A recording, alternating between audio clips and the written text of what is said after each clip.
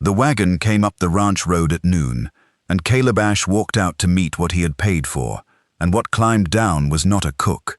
He had written to an agency in Kansas City for a cook, a plain, practical arrangement, because the last 3 hands had quit over the food, and a working ranch runs on its stomach. He had asked for a woman who could feed 12 men 3 times a day and not poison any of them. He had expected someone like the cooks he had known, broad and brisk and past the age of nonsense. What climbed down off the wagon was a slight young woman in a city dress, entirely wrong for the country, holding a carpet bag and a letter, and she looked at the ranch and the men and the wide, hard land with an expression Caleb could not read, somewhere between terror and defiance. "You're not the cook," Caleb said, which was rude, and which was also plainly true. "I am now," the young woman said. She handed him the letter. It was from the agency, and it was an apology and an explanation tangled together, and the short of it was that the cook he had contracted for had taken a better offer in Topeka, and that the agency, rather than leave him unstaffed, had sent the only other woman on their books willing to travel to a cattle ranch in the back of beyond on no notice. Her name was Posey Whitfield. She had, the letter admitted, limited experience. "How limited?" Caleb said. Posey Whitfield lifted her chin. "I can make toast," she said, "and tea, and I am a very fast learner, and I have nowhere else on God's earth to go, so you had best decide quickly whether I stay, because I will not stand here being looked at like a wrong delivery." The 12 hands had drifted out of the bunkhouse to watch the new cook arrive, because a new cook was the most interesting thing to happen on the ranch in a month, and now they stood in a loose ring watching their hard-closed boss tell a slip of a city woman she was the wrong delivery, and not one of them moved to help either party, because the entertainment was too good. Posey Whitfield felt the 12 pairs of eyes and lifted her chin another inch, and Caleb Ash felt them too, and the both of them, for different reasons, dug in where a private conversation might have let them off easy. He should have sent her back. Any sensible man would have put her on the next wagon to the railhead and wired the agency for a real cook and saved them both the trouble. But there was the matter of the next wagon being 11 days off, and the matter of 12 unfed men, and the matter, which Caleb did not examine too closely, of the way Posey Whitfield had said she had nowhere else on earth to go, and meant it. He let her stay the 11 days. The first supper was a catastrophe the men talked about for years. The second was edible if you were hungry enough. By the end of the first week she had, true to her word, learned fast. Driven by a desperation Caleb came to understand in pieces over the following days, when she would let a fact slip and then look as if she wished she had not. She had been a governess in Kansas City for a wealthy family, and the man of the house had decided she should be more than a governess, and when she refused him, he had told his wife a story that put Posey in the wrong, and the wife had believed the story because the alternative was unbearable, and Posey had been turned out without a character reference, which in that profession is the same as being turned out without a future. The cooking agency had been the only door that did not require a reference. The ranch in the back of beyond had been the only post the agency could not fill any other way. She had not chosen this country. This country had been what was left when every other door closed. "So you see," she told Caleb the night it came out, "I cannot go back because there is nothing to go back to, and I cannot go forward without a reference, which I will never have, so I am going to learn to cook for 12 men if it kills me, and several of them, because this is the last door, Mr. Ash, and I intend to hold it open with both hands." The first supper, the men agreed for years afterward, was a thing that should be studied by science. The beans were somehow both burnt and raw. The bread had the structural properties of a wagon axle. One hand swore the coffee had been made with creek water and a prayer and nothing else. And Posey Whitfield had stood at the head of the table in her wrong city dress and dared any one of the 12 of them to complain, and not one of them had, partly out of fear and partly, even that first night, out of a dawning respect for a woman that out of her depth, who refused, absolutely, to drown. The hands, who had quit 3 cooks over bad food, did a thing Caleb did not expect. They did not quit Posy Whitfield.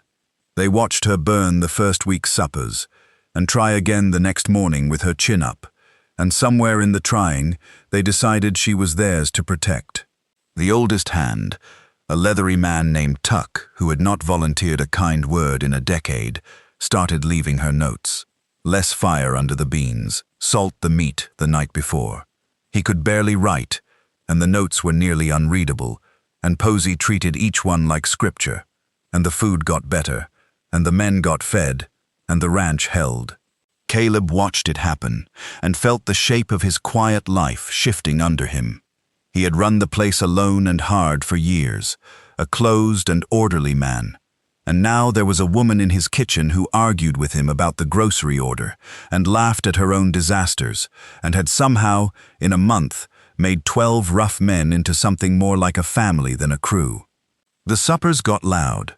There was talk at the table now, and once, alarmingly, singing. Caleb sat at the head of it, and did not know what to do with the warmth that had crept into his own house without his permission. He found himself inventing reasons to be near the kitchen. He told himself it was oversight. He was a poor liar, even to himself, and Tuck the old hand, who missed nothing, started leaving Caleb notes too, which said only, in the same near unreadable scrawl, "Ask her to the harvest dance, you fool." And Caleb burned them, and did not ask her, because he was a closed and orderly man, and the asking was neither. Tuck's notes became a ritual the whole ranch pretended not to notice. The old hand would leave them weighted under the salt cellar before dawn, in a scrawl that looked like a chicken had walked through ink, and Posy would puzzle them out over the morning fire and apply them like law, and the suppers climbed slowly from catastrophe to passable to, by the second month, actually good. The men noticed the climb in their stomachs before they noticed it anywhere else, and they credited Tuck, who waved it off, and they credited Posy, who credited Tuck, and the mutual crediting was the first warm thing that had grown in that bunkhouse in years, and Caleb watched it grow and did not know what to call the ache it gave him. Caleb started taking his coffee in the kitchen of a morning, which he had never done, a man who had always drunk it standing in the yard surveying his land like a general. He told himself the kitchen was warmer. It was not warmer. It was where Posy was, fighting the stove and reading Tuck's chicken scratch notes and talking to him in a steady stream that asked nothing back. And Caleb found he could sit in that stream of unbothered talk and feel something in his chest that he had not felt since before he decided that needing people was a weakness. He did not have a name for it. Tuck had a name for it, and left it under the salt cellar in a note that said, "You are sweet on the cook, you old fool." And Caleb burned that one in the stove while Posy's back was turned, and his ears went red. And Posy, who missed nothing either, smiled at the beans and said nothing at all. What unlocked him was nearly losing her, the way it so often is for closed and orderly men. A letter came for Posy in the autumn, forwarded twice, from a respectable household in Denver. Word of her situation had reached, by the slow telegraph of women who had once employed her, a family who knew the Kansas City wife was a liar, and the husband worse, and who offered Posy a governess post, with a clean character, and city wages, and a future of the kind she had lost. It was everything she had been turned out without. It was the open door she had stopped believing in. She read it at the kitchen table, and Caleb watched her read it, and saw his quiet, warm, loud house about to empty back into order, and felt the order he had loved his whole life turn to ash in his mouth. "You'll take it," he said. It was not a question, and it was not generous. It came out hard, the way a thing comes out of a man who is trying not to let it out at all. "I would be a fool not to," Posy said, watching him. "It is everything I wanted when I climbed off that wagon. A reference, a future, a way back to the life I was thrown out of." "Then take it," Caleb said, and turned to go, because he could not stand in the warm kitchen one more second watching it end. "Ask me to stay," Posy said, to his back, "and I will not take it." He stopped. The whole quiet of his old life and the whole warm noise of his new one hung on the next thing he said, and Caleb Ash, who had run a ranch alone and hard and closed for years, turned around and did the one disorderly thing he had ever wanted to do. He had built his life closed on purpose, the way some men do after enough has been taken from them, and the closing had felt like strength for years. A man who needs no one cannot be left by anyone. A house run hard and orderly and alone cannot be turned upside down by another person's leaving. He had believed all of that, the way you believe a thing that has kept you safe, right up until a wrong-delivered cook made his suppers loud, and his kitchen warm, and his whole armored arrangement start to feel less like strength, and more like a long, cold habit he had mistaken for a virtue. "Stay," he said. "I sent for a cook. I got the whole of my life turned over, and made loud, and made warm, and made worth coming in from the field for, and I have been too closed a man to say so, and if you go to Denver you will be taking it all back out the door with you. So, stay. Not as the cook. I'll hire a cook, a real one, and you can argue with me about the grocery order, as my wife instead of my employee, which is the only arrangement I have wanted since about the second edible supper." It was the longest and most disorderly speech of his life, and Posey Whitfield, who had held the last door open with both hands and learned to cook for 12 men out of pure refusal to be beaten, set the Denver letter down on the kitchen table and said that she would consider his offer on one condition, which was that they keep Tuck the old hand on for life, because he had taught her to salt the meat the night before and had been trying to marry the two of them off since September, and it would be cruel to deny him the satisfaction. They were married at the harvest dance, which Caleb finally asked her to, 3 months late, to Tuck's loud disgust and louder delight. The agency in Kansas City was never told that the wrong delivery had worked out better than the right one would have. Posey did argue with Caleb about the grocery order for the next 40 years, as promised, and won most of the arguments, and the suppers at the ranch stayed loud, and once, memorably, there was singing, led by the leathery old hand who had taught a city governess to cook and never volunteered a kind word in a decade, and cried, openly, at the wedding, and denied it for the rest of his days. The trailmen and the neighbors got the story wrong, the way they always do, and told it for years as the tale of the rancher who sent for a cook and married her. The truth was stranger and better.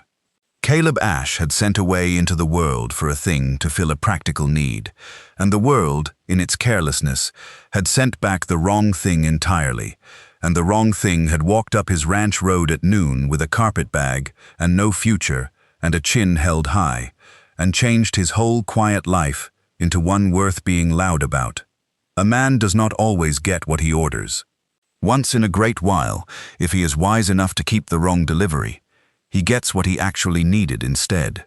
The Denver letter sat on the kitchen table the way Eliza's Ohio letter had sat in another story in another year, the way these letters always sit, a small white rectangle holding a person's whole future open, and Caleb could not look at it and could not look away from it. He had told himself for a month that Posey was his cook and his employee and a temporary solution to a staffing problem, and the letter called the lie for what it was, because you do not feel your chest cave at the departure of a staffing solution. You feel it cave at the departure of the person who turned your house back into a home, and Caleb Ash, hard and closed and orderly, felt his chest cave, and finally understood what that meant.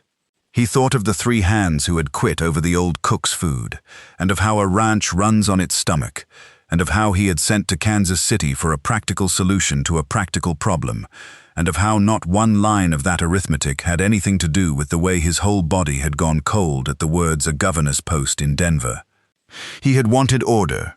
He had built a life that was nothing but order, hard and closed and safe, and he saw now, standing in the warm, loud kitchen that was about to go quiet again, a little bit like a grave a man digs himself and calls a home. Posey Whitfield had climbed down off a wagon and filled the grave back in with noise and argument, and the smell of bread that no longer came out like a wagon axle, and he was not, it turned out, willing to dig it back open just because she finally had somewhere better to go.